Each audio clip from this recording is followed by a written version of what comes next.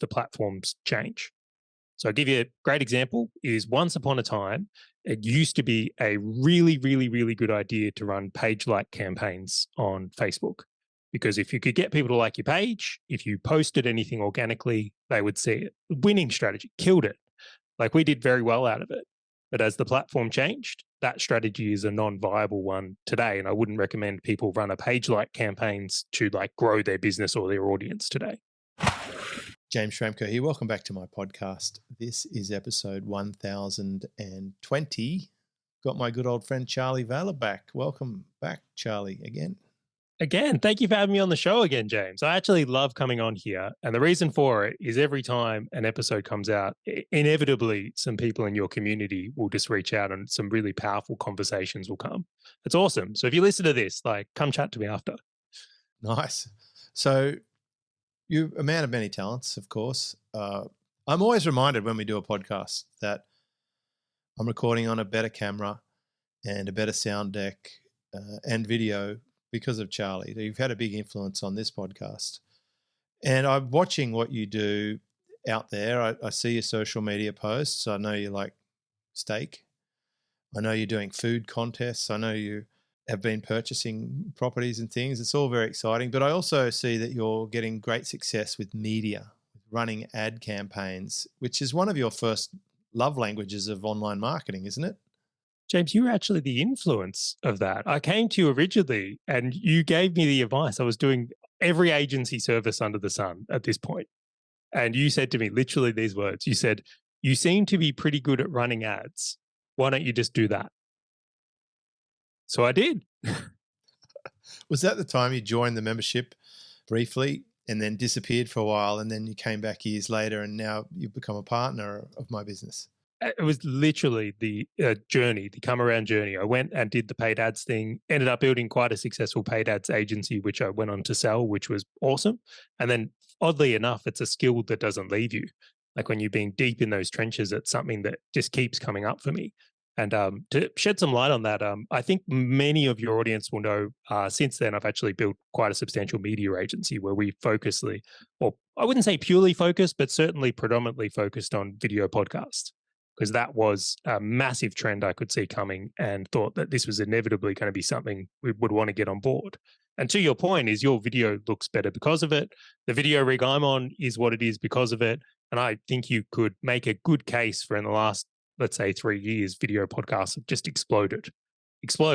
Well, just inevitably, one of the things I found really fascinating in that is while they've exploded, in our clients and in myself, the next thing becomes, well, I'm doing this video podcast.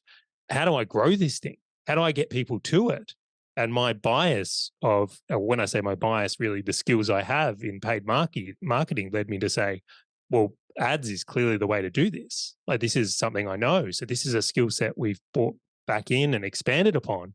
And it's ended up becoming what I would say even more powerful because I didn't realize at the time, but I'm now appreciating that it's like, it's one thing to make great content. If you can crack the code on great content, then sprinkle in a little bit of paid magic, well, that's like petrol in a fire.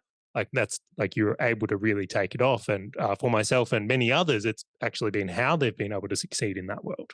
Yeah, it's a couple of themes I've seen. I remember Tom Breeze talking about a good YouTube ad is going to be good content, and then you accelerate it with the paid traffic. And that's why they started making them public instead of just running the ads as private and then boosting them with paid traffic. And I saw on another podcast, a young guy is actually going quite well with his own podcast. And he said it's still early days for podcasts.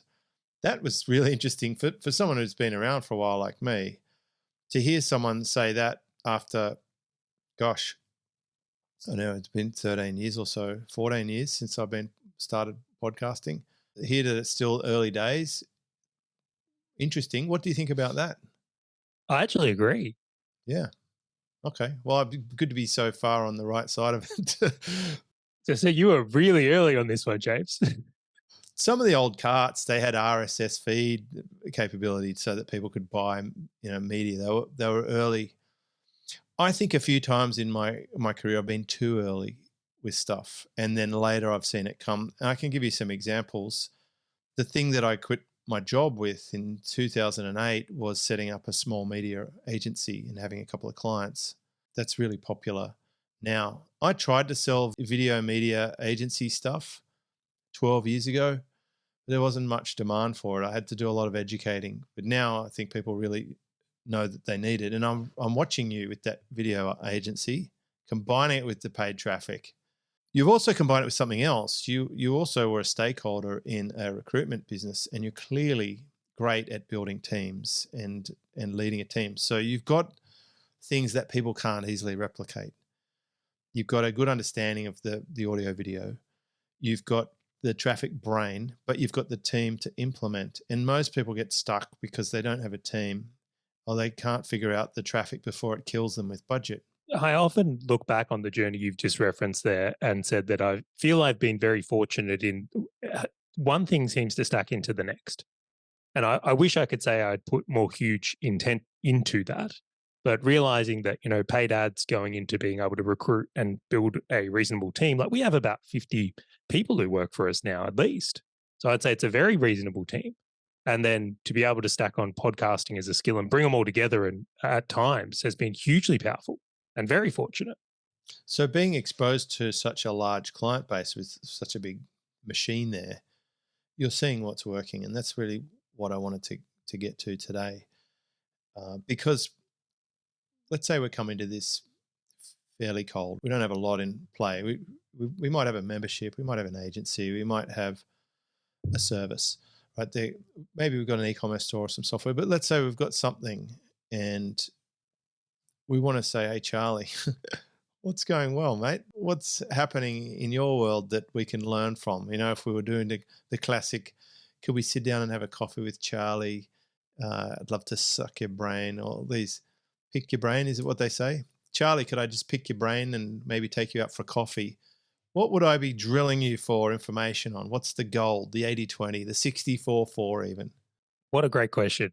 James, I'll tell you what, I'll let you pick my brain. I don't like the idea overall, but I'll allow it. It's the worst saying ever. It should be banned. It's like in terms of metaphors, it's right up there with 7 ways to skin a cat. Like, I don't know about you, Charley, but I'm deeply disturbed that anyone knows even one way to skin a cat. But 7 ways, then that's someone I definitely don't want to hang around too much. Right? It's so some metaphors shouldn't be out there. Pick your brain is not an attractive metaphor for the expert. So we should reframe that perhaps. Charley, knowing what you know now, having run your agency and having a great team and lots of incredible clients, what sort of campaigns are good to start with or to get going? If we had nothing, what would be your dream rollout for a campaign? What a great question. I'd love to frame this one up a little bit further. There's a couple of things that people just don't understand about paid traffic in general that I think it's really important to highlight at the moment before I go any deeper, because this in itself is where a lot of people go wrong with it. A lot of people, when they get into paid, one of the things they'll rub up against that they don't truly understand is that it changes. Right? It really changes. And it changes on 2 fronts that I think is, again, very important to understand is like, number one is the platforms change. So I'll give you a great example is once upon a time, it used to be a really, really, really good idea to run page-like campaigns on Facebook. Because if you could get people to like your page, if you posted anything organically, they would see it. Winning strategy, killed it. Like we did very well out of it. But as the platform changed, that strategy is a non-viable one today. And I wouldn't recommend people run a page-like campaigns to like grow their business or their audience today. So that's one of them. The other thing is like new things come out. Like, and I know you're not a fan of TikTok, James, and I'll leave that where it is, but there's certainly a lot of people that are, and that is a evolving platform. Look, one thing I've learned is my opinion doesn't matter, right? Because I'm in my own bubble thinking about my preferences and my values and things that I know. And one thing I had to get good at when I was selling, and as a coach or a mentor, I have to get outside of my world and understand that for some people, TikTok will be the greatest thing ever. I've seen that they're sending you lots of merchandise. So I imagine right now you're getting great results on TikTok for somebody. That we are. Well, I'm actually a gold tier agency on TikTok now. There we go. You could Put that one up on the wall. I should have got they've sent me all kinds of things. I've got umbrellas, cups, coffee things. It's fantastic. And honestly, they're fantastic to deal with because they recognize they're the underdog and they want to win advertisers to spend more money on there. And we spend a lot of money.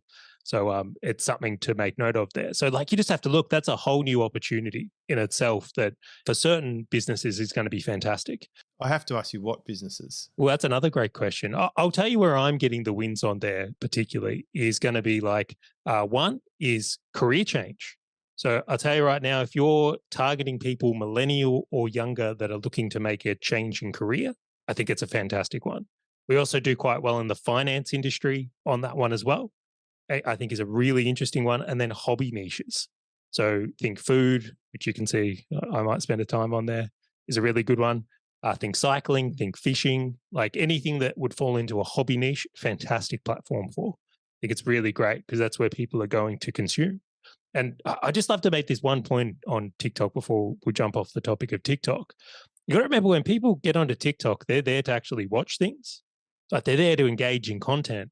So their consumption rate is through the roof compared to something like Facebook or Twitter, which is largely like scroll based. It's distractionary based. So for the right businesses, it's a really good move. Not all, but for some, I think it's a really, really good move. So that, again, just highlighting opportunity and where I think it can be really powerful in itself. And the last one I kind of half said out there is like YouTube Shorts has evolved and you can actually do YouTube Short ads now, which is like in combination, or I really should say is like they've really just released this to fight back against TikTok. Let's be real. TikTok was cutting their lunch. The big platforms are always doing this. Instagram did that to Snapchat, didn't it? They put the stories and stuff. Hugely so. Hugely so. So first frame up is like the platforms change. As they change, those who are willing to change do really well. That's where huge wins are. So it's dynamic. It's not a set and forget thing. That's something we have to be aware of. And a lot of the courses and training out there, I imagine it dates pretty quickly. Hugely so.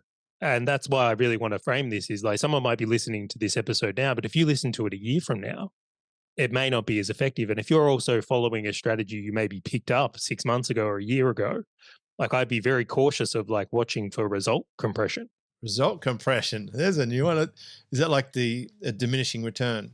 Completely. And that's the way I look at it. What tends to happen is like we were doing this, and I'll even just tell people like a year ago, I was doing a Facebook group strategy. So we were getting people into a Facebook group and then promoting things from that, whether it's podcasts or whether it was offers and things like that. And it was working really well. It was like an absolute killer strategy, but it's like it's actually it gradually declines, it decays. Was that because internet marketers ruin everything? That's part of what causes these cycles. Because I was coaching a guy who was doing that successfully about 3 or 4 years ago, and then he started teaching it, and then I was involved in, there was a launch that I promoted where someone did it. I didn't get many sales from that, and I thought, maybe it's not working so well. And my concern with it from a marketer's perspective is just what a colossal waste of time and energy if it's not going to have a huge yield.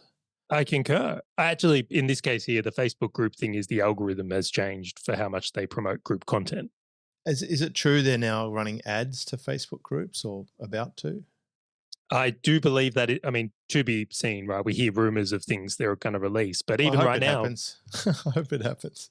It's an interesting story. And for some people, it'll do okay. But again, I just want to recognize that evolvement and things change and decay. And if you're someone out there running ads right now and you're noticing that decay, like this might be a signal for you that it's time to kind of revamp things. And some things I'm going to outline, I hope really help people think about the ideas of where they could potentially move to. The second element of this, though, is like we've got platform change, which is massive. We've got environment change. I kid you not, when you look at the world today, I'm not going to say we're in a downturn because I don't know if that's true universally. Like some industries are booming and some are not, but I will say it's different. It's very, very different. And like what I'm seeing on a lot of fronts is that if you're in certain industries, like the finance industry for us is doing really well. I look at that and go, and they're going stronger than ever. Like if you're a mortgage broker or a buyer's agent or a developer, or you're doing something in the property space or finance space around the world, which involves making more money, it is boom time. I'm seeing all of them do really strongly. And that's not universally true, but in my client pool, it is. On the reverse of that, if you're in an industry that's going through a decline right now, it's really tough. So there's a lot of change happening out there. So I would very much look into the idea that you've got to be thinking about what type of stuff you're promoting is relevant to the environment. It's not just the platform you pick or the campaign. It's like, is it the right offer to be even promoting at this time of year? Be like if you're a travel company trying to promote tours during pandemic lockdown. So Completely. no Not the right amount of time. brilliant marketing is going to help that. It's cooked for a while. Yeah, so we work with a client who they're in the coaching space and they work with what I call tradies or contractors, right? And once upon a time, the thing to do was just promote, well, how do you get more business? It's all about growth, right? Now, what's crushing it for them is all around, well, how do you hire the right team? And then how do you survive a recession? Because that's the concern in their marketplace is that there's not as many people are building homes because the building costs are skyrocketing. Apparently, I don't know, but let's just pretend it is. So that's what's going on for them. They're absolutely more framed in that way. So appropriate messaging and offers and lead magnets just becoming more important than ever with what's going on. Okay, so you got dynamic platforms, dynamic environment. Yeah. Makes it really difficult, eh? Well, it's a great time to have a paid traffic agency if you are dynamic and platform savvy. And you know, I've often said this because I coach people with agencies, and it's not long in the time frame until things change and they're like, oh crap, this doesn't work anymore, or these clients are stopping. And I always say, hey, you've got a core engine there. You write ads, you've got the creative platform, you've got the ability to adjust dials and toggles in the platform itself. You've got a billing system for clients. You have a reporting system to tell them what results you're getting. You just need to hook to the right platform and understand how the platform works, and then attract the right clients who are prospering. This is this really important point, Charlie, and you've touched on this. Your reality might be different to someone else's reality. Today, there'll be someone who's struggling to pay their bills, and they're going to go down to the checkout at the supermarket and not be sure if that credit card's going to clear or not. And there'll be someone else who's trying to figure out where to put all that surplus cash that they're throwing off their business. And I've seen both sides of that. And so there's always someone doing well. There's always someone in a good pocket of the market. It's just a matter of having a look for it. And within your own business, I guess it's like a slide where there'll be parts of the business that are not going to fly so well, and there are other things that you can change. And I've constantly adapted too. It was actually the promise I made to myself. When I quit my job, I said, I promise that I will continue to innovate because I have to in order to stay alive.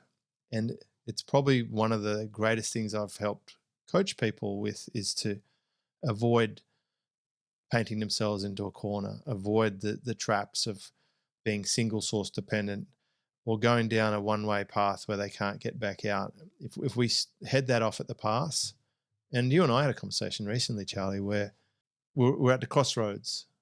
There's this path, that path, and another path, and we combined our decision-making and experience banks to decide which path to go down. And that's missing for some people. But can you imagine how difficult it must be for someone to just start advertising on any platform from scratch? It's just loaded, isn't it? The game is loaded for the house. Well, first off, James, I appreciate the conversation we did have the other week. I think it's really important for people to have outside perspective to make great decisions. Otherwise, you can easily go down the wrong path or be too consumed in things. The second one I'll say is with like media buying and ad buying today and campaign strategy, I'm unsure if this is something you would even consider doing yourself anymore. I wouldn't. I was running ads on Facebook in 2008 and AdWords, but I don't touch my ads anymore. I have help running the ads, and I still do run ads. I think it's important to run ads, as you've indicated. If you've got good content or you've got something out there in terms of an offer, then it does make sense to enhance it, augment it, boost it, and run it across multiple platforms. I think I'm paying Google and Facebook and Amazon for ads, at least off the top of my head. Occasionally, it's worth doing things like newsletter sponsorships, etc. But it all comes back to, a lot of it's going to come back to having something to give away or a lead magnet. And I really feel like we should go there at some point in terms of lead magnet, because someone might say, okay, accept that platforms are dynamic. I accept that environments are dynamic. I even accept that I need some help with this and I'm prepared to take on someone. But I bet you that agency is going to say, right, what assets have you got? What are you selling? What have we got to work with? Or what are we going to need to have in place to work with? A great question. Should we go there?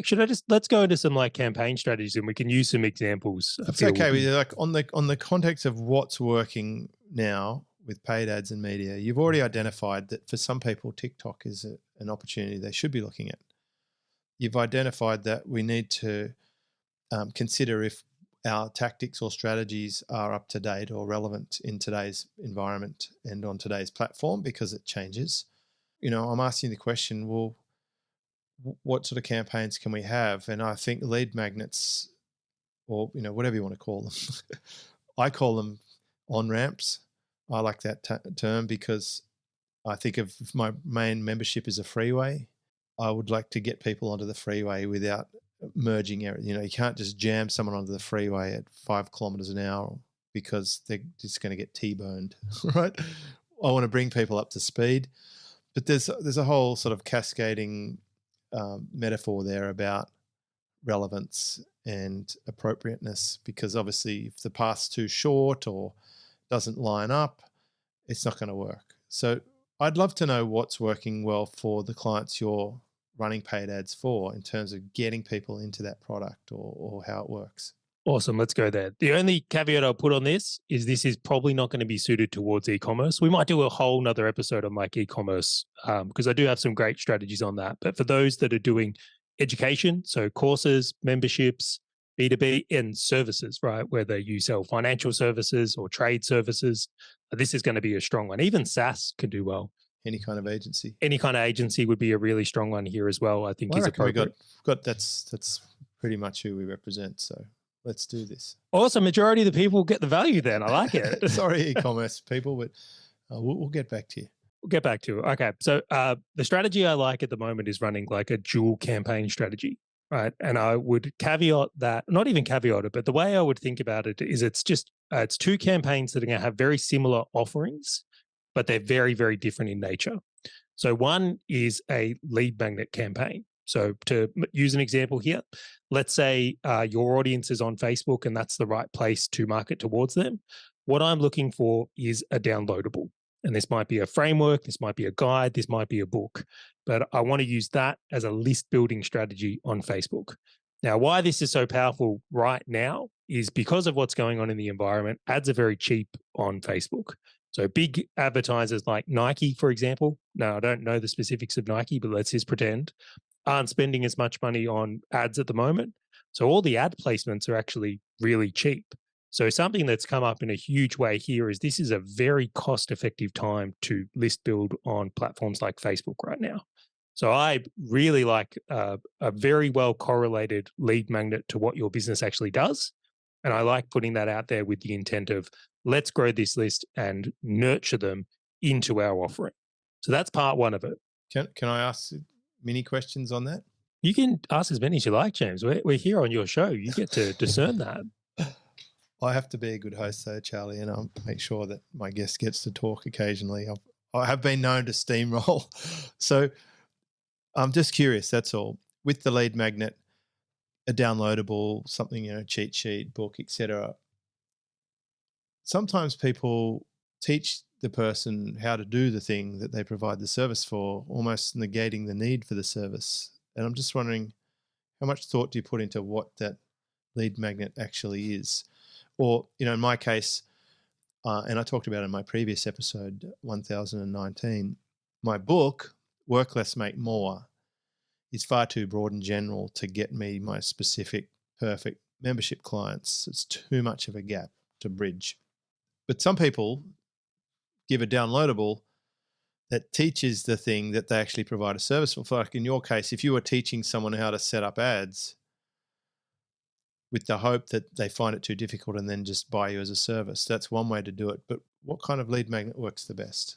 what I'm saying. How far do you go between DIY or done with you or do it, or, you know, just teaching people that they have a need? And I saw one coach yesterday. One of his ads is show people how clever you are, but basically don't teach them anything. It's work into the old philosophy of teach them what they need and then sell the implementation.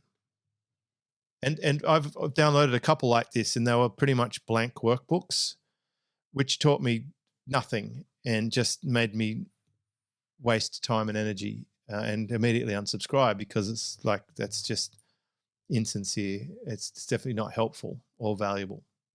Obviously lined you up perfectly to buy their services. Well, yeah. I'll start getting approached by the setter, right? The person who wants to set an appointment, and then you'll get the pretend flattery and the casual DM chats start to happen. Hey, I really love that post you did with the podcast you did with Charley. I loved his tips on the changing face of media platforms. And by the way, you know, how's business going for you at the moment? That sort of stuff comes through like clockwork. Yeah, so I would say that this is an area where I think not enough thought and intention gets put into it. So even in the examples you've used, if you give someone a lead magnet that is hollow, is what the word I would use. Perfect example. That's a perfect name. They open it and they get no value. And then let's say you are a business that uses setters. Like, what chance has your setter or salesperson got if the experience they've had with you is hollow, right? And conversely, let's pretend you've delivered a really great lead magnet that helped someone solve a problem, was useful, was resourceful, and then the setter goes, you know, how did you enjoy the lead magnet? You say it was amazing, it really helped you. And that setter's going, well, great, we can actually do more of this. Like, what a different experience that is. Some people are worried though, if you help people too much. Well, like in my case, I give them the whole book. It's like, oh, thanks, I'll go away and read that now. I don't need anything else. Well, I might be as too bold as I don't think that is the right lead magnet to promote your membership. Great book. No, you're right. 100% validated, scientifically tested. It's not the perfect lead magnet, but I do have other way better lead magnets. The thing that's been working well for me is the multi-email campaign, where I break down something over 7 or 10 small bite-size videos and then send a little email each day pointing to that video, which is on a publicly accessible page. No login friction or any of that. They don't have to use names or passwords. So just click on the link and they can watch the exact thing that the thumbnail shows them. And it's usually under 2 minutes. And I've noticed somewhere like 68 or 70% of people will actually go through all of those emails. And that for me is a good on-ramp. That is like a very long on-ramp that lets someone get up to freeway speed before I ask them to merge lanes. That's worked well for me, but I put that to the side initially because I'm seeing if you'll volunteer a couple of good lead magnets. Yeah, I'll tell you what, let's do one off the cuff here. I'd love to do an example of what I would do in potentially your position or someone similar. Let's say in this case here, I think a great lead magnet for you, James, would be like the 100K membership blueprint, right? So many people come into your world because they're experts at what they do, but they want to be able to build a membership, right? So we've now got like a blueprint that's very, very aligned to an outcome, right? So if someone downloads that, right, it's very clear what they're trying to work towards versus just like work less, make more, right? So very, very different intent levers. So let's say I would probably run that on Facebook ads because I know that's where a lot of expert market is. I think that's a great place to run it. Now, if someone downloaded that lead magnet of the 100K blueprint, and then you've got potentially these, you outline the blueprint of what it is to create a 100K membership, and then someone goes through it, they learn more about it, they see it's possible, maybe there's a couple of great case studies in there. Then on the back of that, if they would like help with actually doing that thing, they do it through your membership. That's a really great alignment. That's something where the alignment of the lead magnet just works really strongly, and I think would probably benefit you very strongly there. I think that's a really good power move. Now, as you've kind of mentioned here, and something I'm loving here is that if you've used that as your list builder, now with your emails, you can promote those core content pieces and keep nurturing that person to a sale. Now, if someone else has a setting team, of course, they could use a setter to do that or a sales team to do that. But I think that's really powerful. I think that's a really good one. I wrote that down. It's encouraging me to publish my membership book. Highly encouraged. There is a membership course inside my membership. And I need to bring that more to the public. In fact, if someone's listening to this episode and they want the membership course, I do have available to the public side. I'm happy to send across to that.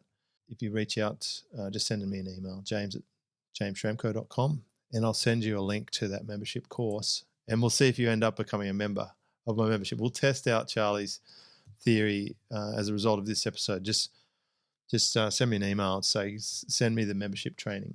Throw in one more thing on this campaign just so we're there. Right. So with agencies, and I think this is a really important point. I see this a lot with agencies, so I'm going to call them out. In a lot of cases, agencies get confused with their lead magnets around like showing people, like we'll just say an ad agency for this example. They'll actually like make lead magnets that are about running ads. That's what I was saying before. Yeah. So that's the wrong lead magnet. No, and I suspected that it was.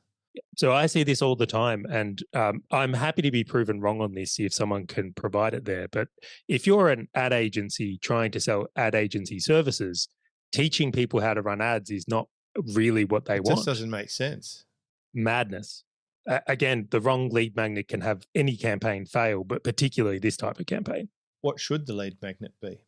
Yeah, so I much prefer for like services and ad agencies, or in this case, we'll call it services is more of the thing here. It's like, don't teach your clients to do the thing. What you actually want to be more focused on is like providing case studies and proof of how the thing can work for them and give them a level of understanding on how they can be successful, right? So I look at that and go, for myself as an ad agency, what I actually want to put together is something where people can see how they can win in working with an ad agency. That's the frame you've got to be operating from. For my agency partners, I've always recommended they do some kind of diagnostic or review. It works beautifully well because it's like a test drive of a car, which is something I was familiar with. You've started the communication process, so you know if they're actually communicating well or efficiently or making sense. They're having a look at what you've got and making a judgment. So now you can gauge their experience, their expertise, their ability to see if there's something there that needs help or not. And occasionally they might say, you know what, it's all perfect. There's nothing we can do for you here, or you're not a good fit because of this or that ever. When I had the SEO business, we would use this process to disqualify or exclude a terribly bad client from working with us because we knew that it would be hard work. So we'd just basically mark it red and say, look, not a good fit. And so you get your very best clients, and then sometimes you can offer them an incentive, like a rebate on their audit fee towards any service. You could then with certainty tell them which is the appropriate level of service provision that might be working well for them. So I do like a review kind of process for service agencies if they've got the manpower. And some people are automating this with tools. You certainly see this in the fitness and weight loss area. People punch in details and then it analyzes and gives a score and then prescribes the right package to go forward. But if you have a human-powered agency and you want to take it to the next stage, I think that's always a good thing to do.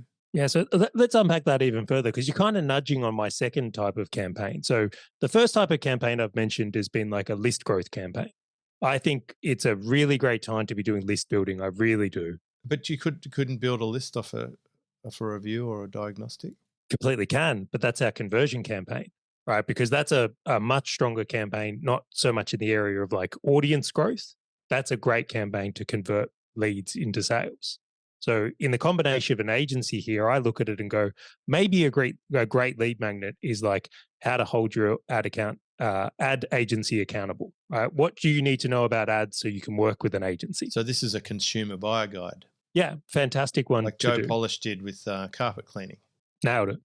So then the second campaign I would run with that is the diagnostic, is the review, is the audit. And I think that type of combination can work extremely well. And I want to use another niche as well, just to like, I suppose, give people examples because we're not all agencies here. Right? So we work with an organization who's in the sales niche. They do sales training is their niche. Right. So a lot of their like lead magnets are very focused on like how to overcome an objection is a really good one for them. So if someone's struggling with that, they can get a guide that could work really well. But then the conversion campaign might be, well, let me review your script. Like, let me do a script review. and see if we can work it out there. Or maybe their lead magnet might be they'll give away a script and then they'll review something that comes in there. So that type of 2-campaign setup where you're doing one for growing an audience and very intentfully nurturing them, and then the other for how you're going to convert them. Like that's the 1-2 combo I'm using in every account we're in at the moment. So I think that's a really great way to be leaning into things. So a lead magnet followed by a call to action for some kind of interaction with your team. And is it paid or free, the interaction? That's going to be niche dependent. I would be recommending free is a really good place to get mass amounts of volume. So in the case where a business has like setters they need to keep full and busy, you're going to go with free. But if you're, let's say you're a one-man business and you don't have a lot of room on the calendar, you want to make sure you're getting the highest quality appointments you can get overall, highest quality leads coming in. So maybe a paid offering is a really good way to go about it. Once upon a time, I used to do a lot of podcast reviews, a lot. I remember. I think that in our early days, it was something you offered. Until it was 30 hours of my week. I was like, it's too many. I couldn't handle it. And I said, I've got to put a filter in. But did I tell you about the SEO audit? When we went from free to $20, it cut down the audits to 1/5 of what we were getting. So 4/5 stopped getting it. But of the 1/5, like 80% of them went on to be a customer, which ended up being exactly the same number of net customers. And I think that's got a lot to do with intent. Well, this is looping back around to what you were asking in this question about like how important is the lead magnet? So important, right? You can see that if you've got the wrong type of lead magnet set up or even just the wrong type of thing. And the way I think about lead magnets is when you put a lead magnet out into any platform, what you're really doing is like you're looking for people with a specific problem. And you want to make sure that the lead magnet you put out there has someone coming to you, putting their hand up going, I have this problem that you know you can help them with. And if your lead magnet doesn't achieve that and isn't aligned with that, well, then it's very unlikely that you're going to have success here. Like very unlikely. And we can go through some more examples if you like, or we can talk through some different ones here. Like we can take this conversation where you feel appropriate, James. A couple more examples, I think, because this is probably one of the most valuable episodes that I've recorded for a long time, notwithstanding the fact that I was away for 3 weeks. But the lead magnet and the follow-up, I could really see this working well for me as well. And so you've given a few examples. You gave one for me. We've talked about some kind of downloadable and then some kind of offer where you can get on a call or do some kind of diagnostic or review. What other lead magnets could we have? All right, so I'll do one. We work with some buyers agents property space, and this one's doing incredibly strongly right now where it's like they're marketing a wealth tracker. So for people that are interested in tracking their wealth is like the whole idea now. I love this one. It's very... it's right up your lane, isn't it? It tickles me in all the right ways. Just think about the intent in that. Is someone's wanting to track their wealth. They've got an intent on wanting to build wealth, wanting to measure wealth. They potentially already have some wealth they need to account for and measure. So what great intent. And then the second part of that is they have got the ability to do a portfolio review. All right, so great review strategy there. Or the other one is they market them a case study of taking them from point A to point B, which I really like here, which is, I would think of it as like a VSL or just a long form video. So if someone's downloaded this wealth tracker, this is our list builder here. So this is software? I believe it's just a Google sheet. I don't even think it's software in itself, but it very well could be made into a software. I had a lot of software made from a spreadsheet into tools. In fact, if you look at the bottom of jamesschramko.com, there's a little menu called Tools, and you'll see there's a membership calculator, an effective hourly rate calculator. There's a sales copy script generator. Having someone program these things into tools is epic. And I know people like Neil Patel and a few others have got so many leads off having these tool front ends. Software tools for lead magnets, winning combo, no doubt about it. Huge, and especially today with there's tons of like no code ability things. Well, as well. One of our members inside the membership used AI to code his tool. He's got a email copywriting tool. His name is Tim. He was on a previous episode. And he got AI to write the tool and then installed it, and it's working great. I had the AI write me a time scheduler for my site. I'm not a coder, and I asked it just to use only HTML and JavaScript, and then I gave it to a webmaster to put on the site, and it works. So now I can see the time zones in my different markets. I think we're at the point where this wouldn't be an objection to having this lead magnet. I concur. I feel like this is easily overcomable, very easily. You know, in terms of intent, someone who's got property portfolio or wants to track their wealth, but also has a Google account, that's at least one filter for getting a real email address. Completely. Love how you picked that one up as well, James. That's a nice little insight right there for people playing along at home. Well, I know a lot of people have their throwaway email for opting into stuff. And a lot of the tools like the iPhone now, I think it's got sort of a random email generator. Email deliverability is an interesting thing. That's, again, like you want in terms of platform change. Emails are just as powerful as ever, but they have become harder to deliver in some cases. And especially the more your intent fades away, the more likely it is people aren't going to open your emails or engage with them, which affects your sending reputation. You can see how easily it is to veer off course here. Yeah, it's why when people join a membership, their onboarding emails opened like 80 something, 90%. But if you send the 7th follow-up on a launch day, because it's the last of the deadline or the post-deadline server got back up and it's your very, very last chance, I promise email, those ones start to fade away a bit. Definitely. Tongue-in-cheek there, I never send those emails. So one more lead magnet example, if you've got one. So I'll use the trade and contractor example here. So I think this is a really good one.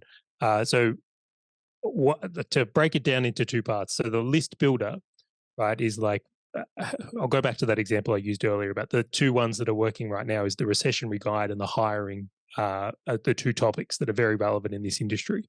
So one of the lead magnets we use is actually like, what would you call it? Like a job interview question list. So if you're going through hiring right now and you're wanting to hire people, it's very intentful that you have good questions to ask people on a job interview. We've also done like a job ad template. So if you're putting a job ad up at the moment, like this is the template you can use to help with your hiring. So it's a really critical piece where for someone to want that, you know they've got a hiring problem or are thinking about hiring right now. So really strong solution. So that's your list builder campaign. The conversion one of that is that when someone comes on board, is they've got a whole hiring training and thing that they sell in that ability there, which is really strong. So great connection between the campaigns. And you can see that in that example there is the two lead magnets I've said, the nurturing feeds into the conversion campaign. Like it very strategically feeds one into the other. So if you are building that list on that list builder side, all your nurturing is just pushing people into the other campaign as well. So you're not only getting traffic from promoting your conversion campaign through ads, you're also getting it from your email list as well, which I think is incredibly powerful. It's brilliant. And it's a lesson I learned in the beginning and then forgot for a while. But when I started online, my first sales were as an affiliate for website software building tool. And I got commission for that. And those people, when they claimed their bonus, went onto my database. So my first email database of a few thousand people, every single one of those had purchased software for $200. Imagine how much intent and clarity I had on the type of people on that list. From there, I was able to start helping them with other solutions like ranking the site better, improving the sales copy, helping them make more sales. That every single person on that list was a buyer of this exact software. So the intent level was through the roof. And we forget that over time. People focus on the vanity metric of having a big email list or a lot of followers, but if it's not with the intent, it's useless. I mean, the only person they're impressing is themselves. That's probably one of the big things to note in here when we're looking at what's working now and like what's changed.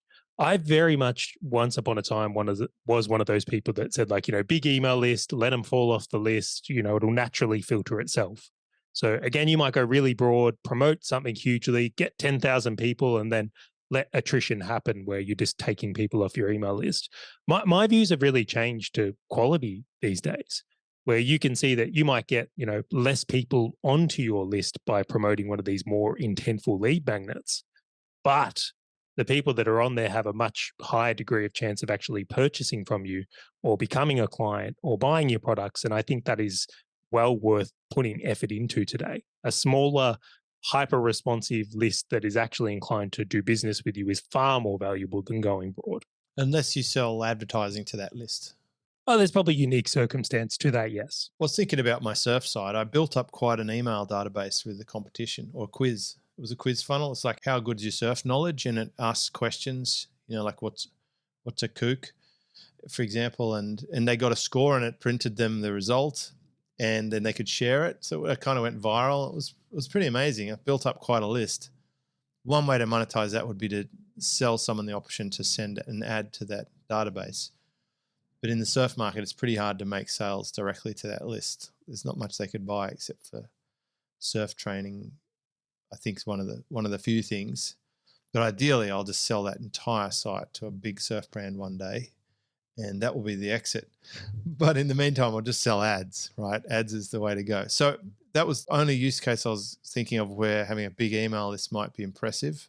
Can we go a little bit more deeply into that one though? So like you've got a very clear intent around that. So that strategy would potentially work. But if I was going to go into the surf industry right now and I looked at it and I go, well, for me, one of the things I'd look at is going, well, I think a neglected like sub niche of surfing is bigger guys.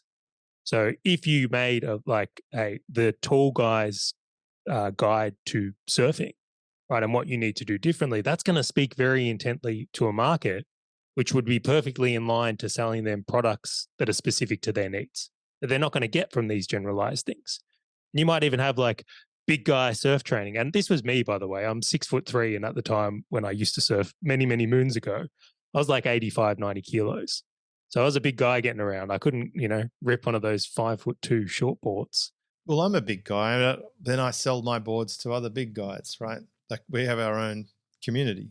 That is, as I said, we look at it. And then, of course, you've got the beginner market. Like where every time someone buys one of my surfboards, I get a very strong handshake because they're going to be 6 foot tall and they're going to weigh 90 or 100 kilos, right? I found an interesting one in the golf niche the other week, which golf is something I'm endlessly fascinated with. But there's a whole market of golf related to basically the older people, because their flexibility isn't what it used to be, their strength isn't what it used to be, and like they've got to make the most out of the power they have. So again, there's these subsets that would be really powerful, intent-driven lists you could build in any market that may actually be more valuable than a broad market. But bringing this back to paid and what we're talking about here, this is coming around to how you can be a little bit strategic in what you're putting out. I'm sure you could build a generic list of contractors or tradies. I'm sure you could build a generic list of investors as well, or agencies. But when you get into some of these specifics here, that intent level can align much more strongly with the business. I think this is the single biggest takeaway from this episode is intent. Just don't waste your time on anything outside the bullseye of the target, because that bullseye is infinitely more valuable than the outer rings. And if you're not even on the target, stop it.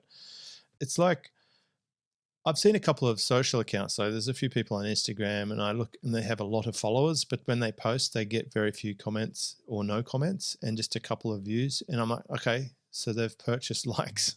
That's the message that I'm getting. The intent is not there, because the initial intent of getting a lot of followers was flawed in the first place. It actually works against them. You think, well, okay, not an actual authority, just someone who decided to pretend that they are. And it backfires terribly. It can. Can I tell one little funny story here about lead magnet goes wrong?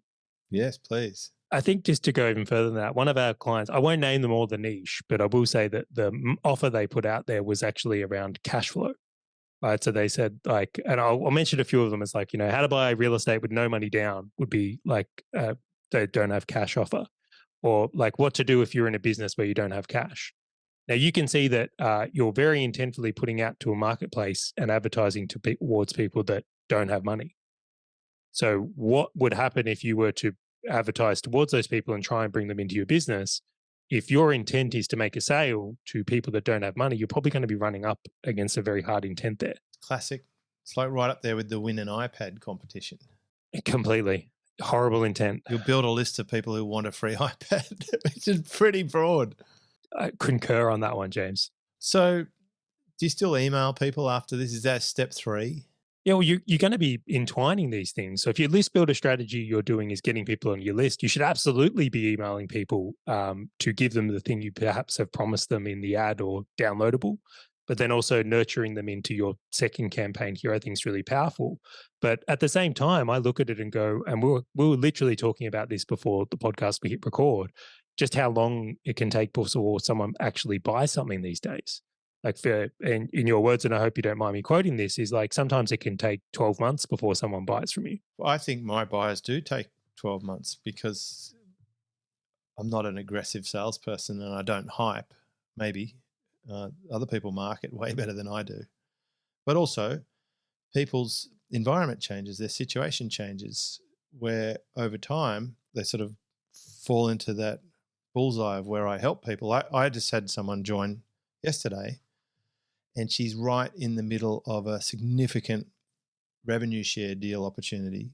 And so she's just said, right, I need your help. How do I join? And I'm in. And it's like on. It's kind of like fishing when everything lines up and then it's like, it's time, let's go. And so it's seasonal. I think that's a really good way to approach it, especially if you're a coach or helping people. Even an agency, people will come and they might go, but don't beat yourself up about it. It might not be the right season for them. It's like at the moment, I love mangoes. I just had 3 weeks of mangoes, but there's none in the shop here because I just came back to Australia and it's not the season for mangoes, evidently. So it's bad luck, right? There's nothing I can really do about it. I'll just wait until the right season. And when they come back, I'll enjoy them because it's just a seasonal thing. Yeah, I just throw in type of business as well. I used to do quite a bit of work in the pregnancy market. Right. It's like people who are only pregnant for 9 months potentially. If they just have one kid, obviously, if people have two, there's times in certain markets where it's like you're going to have a window to work with them and your nurturing cycle should be very based on the window of that market. And then in other things like hobby markets where people do these things for decades, they'll never stop. Then it's very much worth approaching your nurturing from like an ongoing basis and a longer term relationship basis. Wedding market was a classic. Short span. I like Dean Jackson's idea of the wedding planner. That's a good lead magnet because you get in early and then you can line up beautifully for where your bit, if you do the cake or the outfit or the venue, at least you're getting it at the top of the cycle so that you can then distribute the leads wherever you want. So you mentioned before a video sales letter.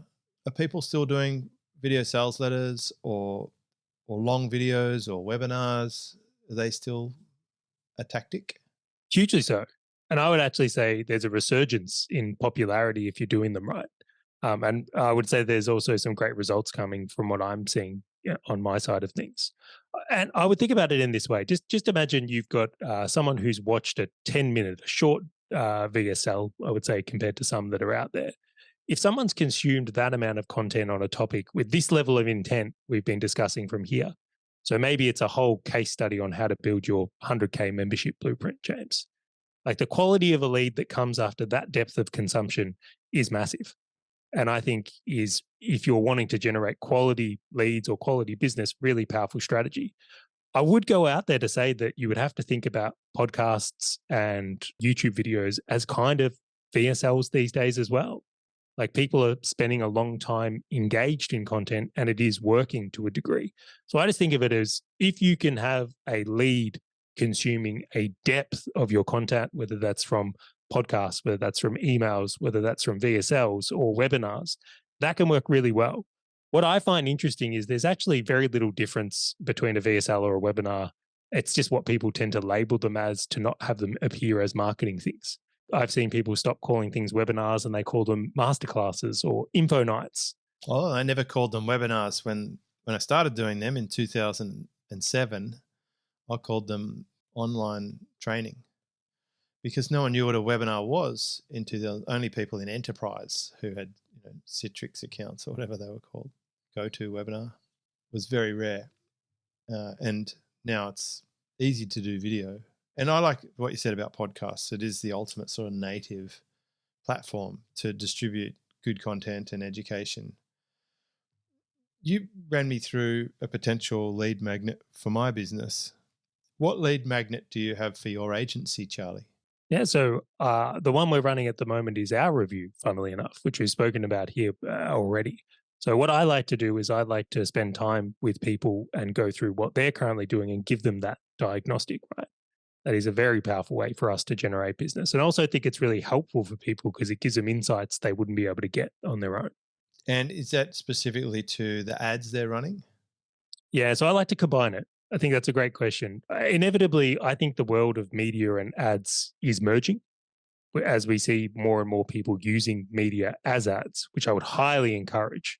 So when I look in an ad account, I also want to look at the media if they're doing that, because I feel if they're not potentially taking advantage of that, it could be a missing element. It might be the lead magnet or intent we want here. Well, so many people say, "Oh, I've run ads, but I didn't get a result." I mean, it could be a thousand reasons why they're not. But you would have your checklist of things that you'd be looking for, wouldn't you? I feel like Facebook and Google would have gone out of business by now if ads didn't work. Right. It really would have been one of those things to universally say that ads didn't work is just such a misnomer. And if you come back to it, it may have been that you had the wrong strategy, used an outdated one, or the environment wasn't right. And I would look at that and I've often quoted or thought of it like food. It's like there's inevitably meals you've had that might have made you sick, didn't stop you from eating again because you realize that the nourishment that comes from food is kind of worth it. Now, I'm not saying ads can't be a difficult game to work out for many businesses, and sometimes they work with the wrong provider, the environment changed, a whole bunch of things can be very difficult, but the rewards of getting it right can change a business because the scale that is available on these platforms like Google or Facebook is immense. So I really want people to not be discouraged by ads. I think that it is still a very winnable game, and I actually think it's probably more exciting than ever. So I would just encourage people not to give up on it. So your review is for people who are running ads. Yeah, absolutely. So I'll offer the review now. If anyone would like to come and do a review with Valor Media, it's Valor Media/review, which of course, James, I'll give you a link to that you can share with anyone that's interested. Now, if you're someone that's running ads right now and you're not thrilled with the results you're getting or just want a second set of eyes on something to ensure you're doing the right things, come and do a review with me. I will likely point out things that you or potentially your agency is not aware of that might be very worth capitalizing on in this environment, like some campaign strategies we've looked at today. Now, if you're not currently running ads, but you have run them in the past, this also might be really helpful for you because you might be just like working out your lead magnet that we've got here. So maybe the big benefit is to have someone to come and have a look with the perspective of I have of what is working right now, that, hey, this is the type of thing that might work for you with ads right now. So kind of the combination of two there. Oh, so that's valormedia.com/review. That's the one. Legend. Charlie, I think you've delivered on what's working now with paid ads and media. I wrote down notes for myself. Right, this is why I like having a podcast.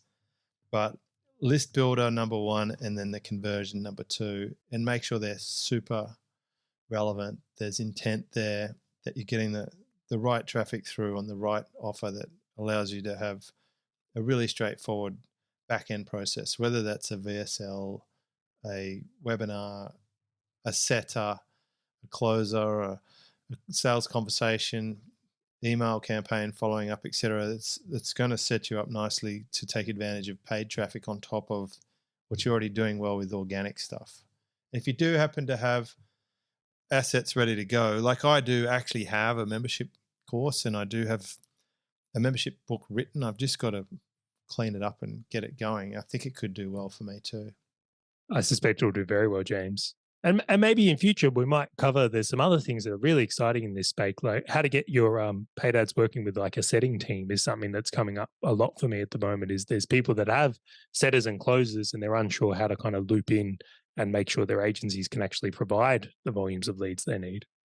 I think it would be a good topic. I'm getting people, I mean, I get approached by all the top setting and closing agencies via email and Instagram messages on a daily basis. There's hundreds of them. I wouldn't know who's a good one or not. I also know there's pros and cons.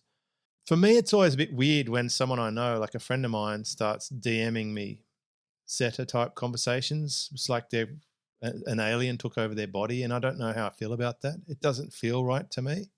Can I leave a little bit of a cliffhanger here? Sure. All right, let's do it, because I know we won't have time to go into the depth of this.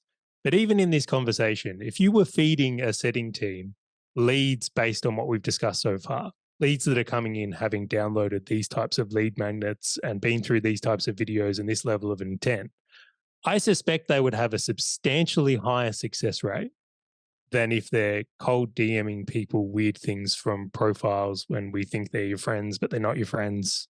Well, that's like, it's not like I even typed the word, type such and such, which I know is the flag for the setter to go into the account and start engaging. Obviously, people should know that. If you're on a Facebook post or on Instagram and they say, hey, I just put together this thing, you want it, type such and such below. That such and such is saying, hey, my pretend me, my setter is going to come in and start selling you on something. That's what that thing is. But it's not like I'm doing that. I'm just getting cold approached by just from if I put a like on their page or follow someone. So it starts pretty early. I'd say that's the outer ring of the target. If maybe I'm on the target because I liked their post, but it's nowhere near the bullseye. It's not the most effective way to do it. And just like there's plenty of crappy restaurants out there, or there's untalented coaches, or there's a variety of things. There's good and bad in all of it. But unfortunately, setting is one of those arenas which borderline, it's just, there's a lot of spam out there. There's definitely better ways to do it. I think one of the greatest insights you've shared today, Charlie, is the fact that if paid ads didn't work, these platforms wouldn't be around. So clearly it's working for some people. Clearly you've got an idea what's working well as an agency. valormedia.com/review. Good luck. Thank you for sharing, and let's talk about setters and closers and stuff in a future episode. Look forward to it, James. There you go. We'll put this up at episode 10, 20. We'll put links to Charlie's website. Catch you next time. This is James Schramko.